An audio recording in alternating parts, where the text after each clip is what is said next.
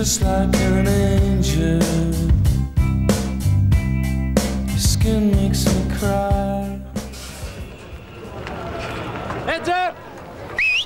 Heads up! Dans quelques minutes, le départ des 24 heures de Daytona. Une des voitures qui sera surveillée pendant toute cette course, c'est la numéro 1, l'Osmobile.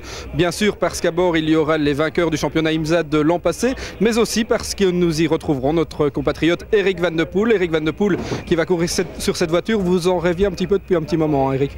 Oui, j'ai eu la chance de rouler avec eux à Sebring l'année passée et ça s'était bien passé parce qu'on avait gagné. Et c'est vrai que ça fait un bout de temps que j'espère faire une saison en IMSA avec des voitures sympas à conduire sur des circuits ici en Amérique qui sont un peu différents comme vous pouvez le voir. Et non, je suis vraiment très heureux. On a un bon équipage, une bonne équipe d'usine, donc tout va bien. Pas la peine de vous demander ce que vous comptez faire ici, la victoire à tout prix?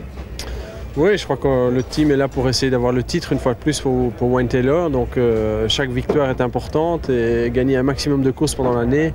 Je pense que c'est important. On a, à mon avis, un équipage très homogène au niveau des pilotes. On a une équipe d'usine qui a déjà prouvé qu'elle pouvait tout gagner parce qu'ils ont tout gagné l'année passée. Titre pilote, constructeur, meilleur ingénieur, marketing, tout. Donc tout va bien. Mais gagner, ce ne sera pas évident. Il y aura bien évidemment d'autres voitures qui vont viser cette victoire. Alors je vous propose de les passer un petit peu en revue et vous allez voir beaucoup de Belges encore cette année à Daytona.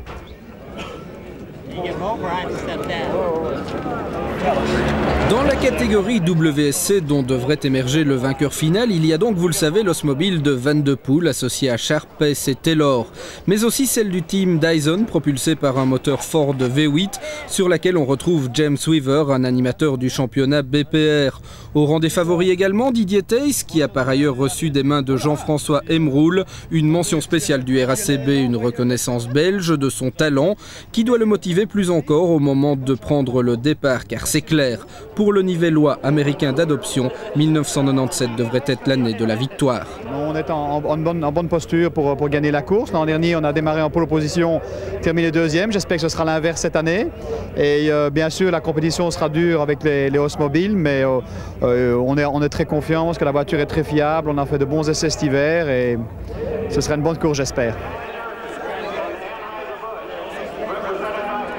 En GTS 1, à la pointe de l'action, on devrait retrouver la Viper Oreca, la Lister Storm de Newcastle, mais aussi et surtout la Porsche 911 biturbo sur laquelle Thierry Boutsen est associé comme l'an passé à Stuck et Adam, l'avis du pilote belge sur sa monture.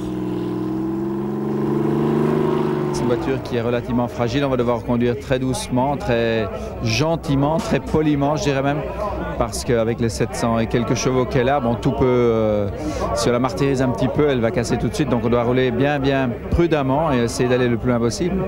80 voitures au départ, c'est difficile à gérer un peloton aussi important? C'est un peu comme un vidéo game comme ça, quand on arrive avec cette voiture-ci qui fait entre 50 et 100 km/h de mieux dans la ligne droite que beaucoup d'autres. Donc on arrive très vite sur les voitures beaucoup plus lentes, on doit se faire une place entre, il faut plus zigzaguer comme ça, c'est assez délicat à faire, mais ça fait partie de la course, on n'est pas les seuls à avoir ce problème-là, il y a des voitures encore plus vite que nous. Hein. Parmi les GT2, on pointera la Porsche 911 de Kelleners-Gouellard qui devrait jouer la victoire de la classe et celle à bord de laquelle on retrouve l'un des nombreux Belges présents en Floride, Philippe de Crane, un de nos atouts également.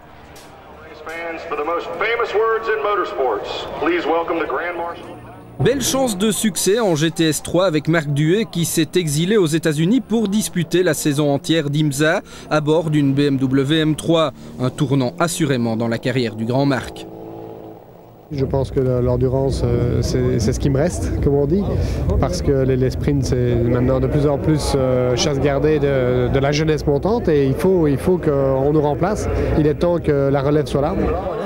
Et puis on vous a gardé le meilleur pour la fin, un team entièrement belge qui aligne 2 Porsche en GTS 3, le GLPK Racing Team, une initiative remarquable que d'aller porter en masse les couleurs de notre pays aux États-Unis. Au volant de la Porsche numéro 40, Emroul, Cohen, Skoismans et Theiss. Ah oui, on est très content, surtout on est ici avec 2 voitures. Il y a les jeunes et on dit il y a les papis. Et en fait, on a un championnat entre nous aussi, en fait, mais amusant.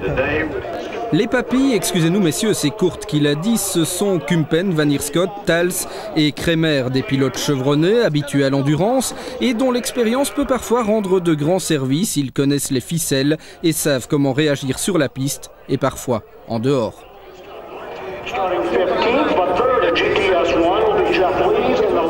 Georges, c'est pour boire un coup à la buvette qu'il y a des billets dans la voiture? On pourrait le croire, oui, mais non, c'est parce que si on tombe en panne sur un coin du circuit, les mécanos peuvent, nous on ne peut pas travailler sur l'auto, mais les mécanos peuvent arriver et travailler dessus. Mais apparemment, ça aide quelquefois. Peut-être qu'à commencer le travail. Pour soudoyer les commissaires? Mais non, c'est pas ce que j'ai dit. Voilà, vous connaissez les principaux acteurs qui vont animer ces 24 heures de Daytona. Ici, je suis à côté de la voiture qui a réalisé la pole position, la Ferrari 333 SP conduite par Andy Evans, le nouveau copropriétaire de l'IMSA. Pour le départ de ces 24 heures, on y va, c'est tout de suite. Ils sont 80 à s'élancer sur le coup de 13 heures pour le double tour d'horloge floridien. Les grandes stars, ce sont bien entendu les barquettes Ferrari et Ridley Scott, mais pour nous, petits Belges, un team privé retient toute notre attention. Le GL PK Racing affiche ses ambitions dès les premiers tours de roue. Lorsque Von Stals ramène la Porsche numéro 50 à Georges Kremer, il est 9e de classe, mais malheureusement, dans son 3e tour, Georges va perdre le contrôle de la 911 et pulvériser la voiture sur un rail de sécurité. Le pilote est indemne, mais la voiture peut déjà être remballée pour la Belgique. Ah oui, c'est triste de voir une voiture pareille, qui avait quand même un bon potentiel, qui a montré ce matin encore au warm-up qu'il était par les plus vite. On a eu un accident. C'est la course, donc on n'y peut rien. Mais on espère beaucoup sur la deuxième maintenant, et on met tout sur la deuxième. Déçu et accablé, Georges Kremer ne comprend pas ce qui lui est arrivé. Du côté de la deuxième voiture, tout va bien. Dirk Schuijmans a succédé à Kurt Tiers au volant. Seul petit souci, la santé de Jean-François Emroul, le champion de Belgique Procar, est grippé depuis le début de la semaine. Il prendra toutefois son relais, comme prévu.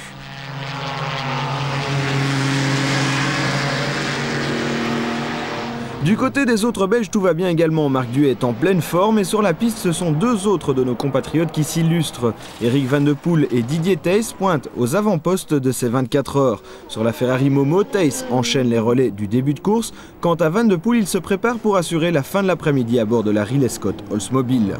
Entre les efficaces barquettes américaines et les belles italiennes, la lutte est grandiose. 2 Ferrari et 4 Ridley Scott se battent pour la première place du classement général.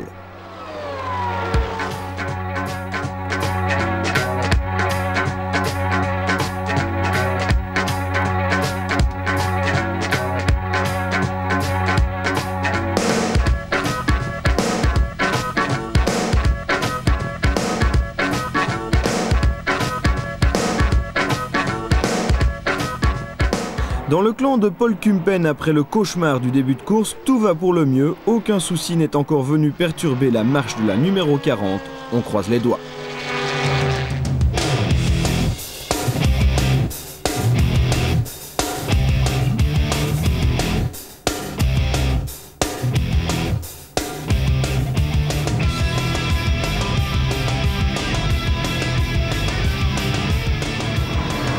À 18h15, on ne sait pas encore que la rentrée au stand de la seule Porsche du GLPK restante est en fait le prélude à une nuit mouvementée pour tous les Belges encore en course. Cohen connaît donc les premiers soucis.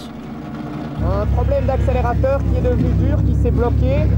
Je suis rentré une première fois, ils ont essayé de réparer, ça n'a pas fonctionné. Je suis reparti, mais sans aucune pédale d'accélérateur, donc au ralenti, j'ai fait 2 tours pendant qu'ils préparaient une solution. Et puis là, je sais pas, ils sont en train de travailler devant, derrière. Après le câble d'accélérateur, il faudra changer également les guillotines, une importante perte de temps qui efface les très belles premières heures de course des troupes de Paul Kumpen. Les 4 pilotes qui ont pris tous les relais, on était en 25e position et on venait de 51 positions. Et maintenant, on est de nouveau en 50 positions. Ça fait qu'on recommence les 24 heures pour nous. En tête, c'est l'Osmobile Ford de Weaver qui mène devant la Ferrari de Thijs et celle d'Evans. À ce moment, la voiture d'Eric Van de Poel est seulement pointée en 5e position.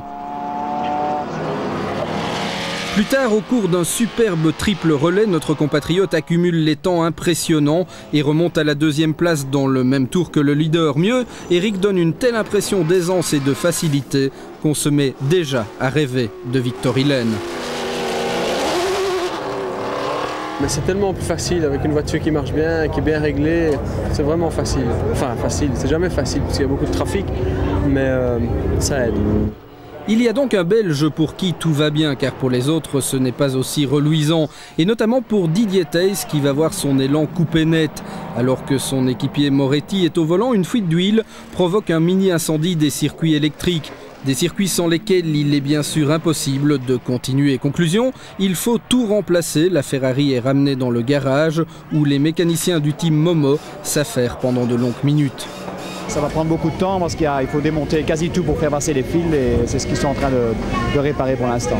Après une catastrophe pareille, qu'est-ce qu'on peut espérer pour la suite de la course? Oh, à mon avis terminé, mais à mon avis les 3 premières places sont pour oublier là. Rêve de victoire qui s'échappe pour la Ferrari numéro 30 à peu près en même temps que ne s'envolent ceux de l'Osmobile numéro 16 alors en tête de la course.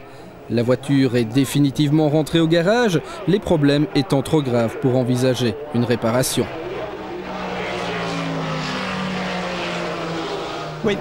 On a un problème moteur du côté des soupapes, je pense. On va regarder et démonter, puis on va essayer de repartir, mais ça me semble plutôt compromis.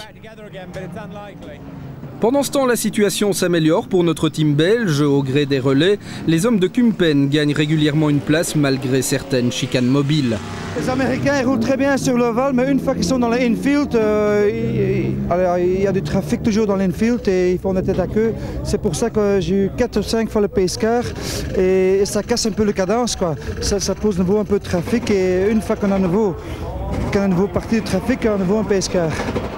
Ce sont d'autres soucis que les pescars qui hantent l'esprit de Thierry Boutsen. À 3 reprises, il regagne son stand aux problèmes électriques, succèdent les ratés de l'ABS, avant que la boîte de vitesse ne se mette également à lui jouer des tours. En fait, le pilote belge ne peut plus trop compter sur la 6e, ce qui ne l'empêche pourtant pas d'aligner de très bons chronos. Ça ne change rien au temps autour, ça rend le pilotage très délicat, très difficile et la moindre petite erreur peut nous faire sortir de la route parce que on a besoin de cette vitesse tout le temps, même au freinage, c'est pour contrôler l'auto, on a besoin de cette vitesse-là et elle saute à tous les freinages, chaque fois qu'on lève un peu le pied, quand on dépasse des jantes sur le banking, c'est un peu ennuyant, mais enfin bon, on fait avec. En tête de l'épreuve, Van de Poel et Taylor sont passés devant la Ferrari 333 d'Evans qui doit laisser filer l'Osmobile impérial à la mi-course. Mais il convient de tirer un coup de chapeau à Andy Evans qui combine bien ses fonctions de gestionnaire de l'IMSA et de pilote. Au volant de la Porsche numéro 40, c'est le champion de Belgique Procar qui s'élance pour un nouveau relais. Un relais malheureusement écourté. Stéphane Cohen est appelé d'urgence pour remplacer le Hutoile. Les séquelles de la grippe qui avait alité Jean-François pendant la semaine l'obligent à jeter le gant. Malgré sa volonté, Emroul ne prendra plus part à la fin de la course.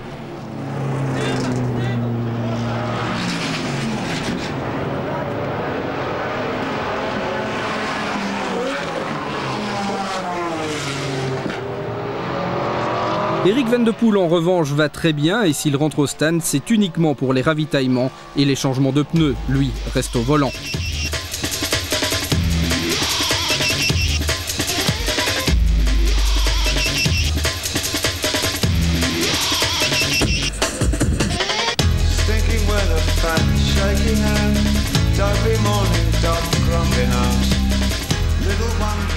Tel un métronome, le Belge aligne les tours, tenant à distance respectueuse tous ses adversaires sans même devoir entamer les réserves de potentiel de sa machine.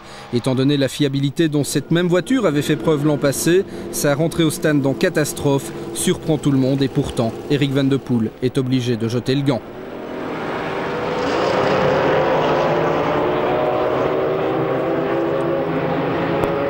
Le moteur vient de casser malheureusement. Bon, tout allait parfaitement et il a cassé d'un seul coup sans prévenir. Et pourtant on roulait vraiment à bas régime parce qu'on avait quelques tours d'avance, donc on était presque 1000 tours de moins que ce qu'on pouvait utiliser. Bon, ça arrive, la voiture était parfaite, vraiment parfaite. Pratiquement en même temps, Marc Duhet est victime de la même mésaventure suite à une sortie de route de Quester. Il doit renoncer. Daytona, ça a la particularité qu'on peut tout réparer si on a envie. On peut passer 5 heures ici derrière, mais c'est vraiment cassé. Et ça ne sert plus à rien. On a épuisé assez bien de pièces et on est vraiment trop loin au classement, donc on abandonne et c'est regrettable.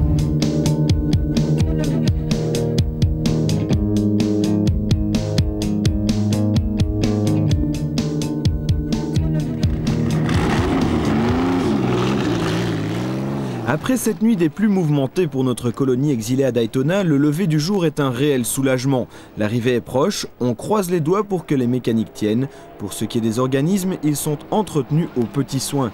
Le team GLPK s'est déplacé aux États-Unis avec son propre ostéopathe. Après chaque relais, les pilotes passent entre les mains de Ludo Vogten.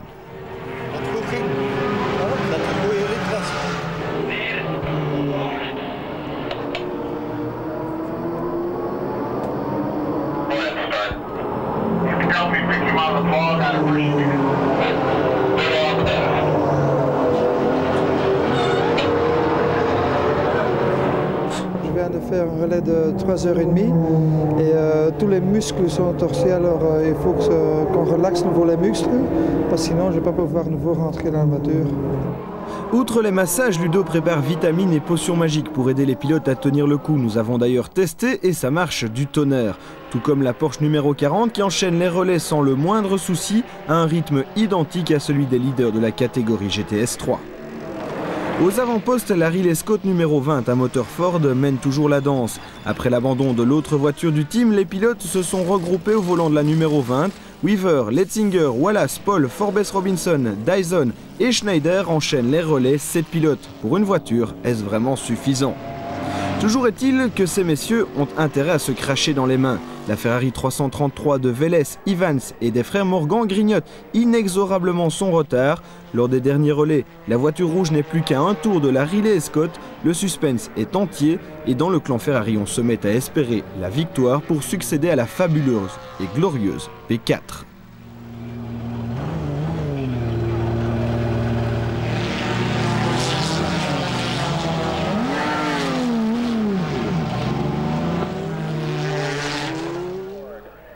Chez Ferrari, on discute tactique de fin de course et pour les mécaniciens du team Dyson, les dernières minutes sont insoutenables. Le moteur Ford est à l'agonie, mais la voiture tiendra jusqu'au bout. Comme l'an dernier, Ferrari échoue à un tour de Riley Scott.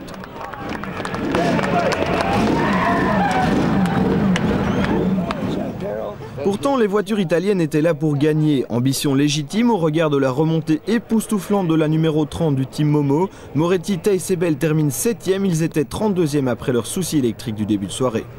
C'était une bonne remontée, mais enfin on n'a pas été vraiment bien loin. En fait, oui, on termine 7e.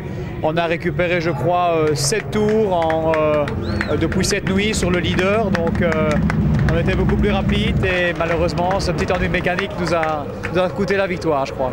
Merci.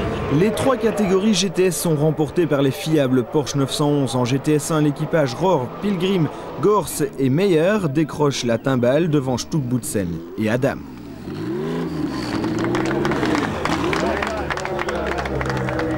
On ne s'attendait pas du tout à ça.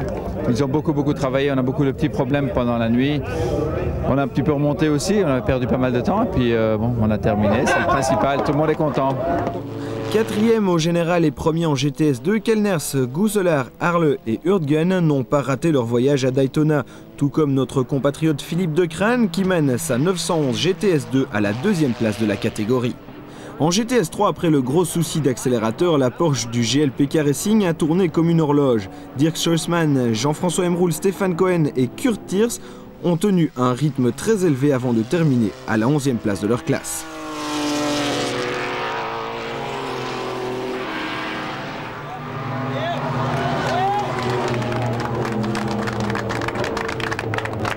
Satisfait, d'autant plus que quand on était en piste, on était tous dans le coup et qu'on s'est finalement bien amusé et que le potentiel était là, donc on n'était pas venu avec des objectifs qui étaient démesurés.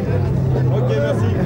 Un bilan mi-figue, mi-raisin pour le team belge. Une des 2 voitures est à l'arrivée. Pour une première course après la fusion des teams PK et GL, un résultat qui en appelle certainement beaucoup d'autres. Ça fait quand même quelque chose si on vient de si loin. Un team privé qui participe ici. On est les seuls Belges enfin, qui sont à l'arrivée pour le moment. Comme team, ça fait quelque chose et surtout aussi si on s'est bien préparé et on n'a pas su participer avec la 2e voiture, ou presque pas, on n'a fait que 2 heures de course, ça fait mal au cœur aussi. Mais en fin de compte, c'est quand même une réussite pour nous. C'était également la première fois que le PK et le GL faisaient une course ensemble. Comment ça s'est passé de ce côté-là? De ce côté-là, c'est vraiment splendide. Ce qu'on a connu, c'est vraiment ce que j'espérais d'avoir dans mon team. Donc on ne sait plus, on ne voit pas qu'il y a deux teams qui se sont réunis. C'est vraiment un team qui travaille. On ne dit pas ça c'est un de GL, ça c'est un de PK.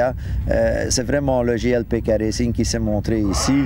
Et ça c'est pour moi vraiment la réussite des 24 heures.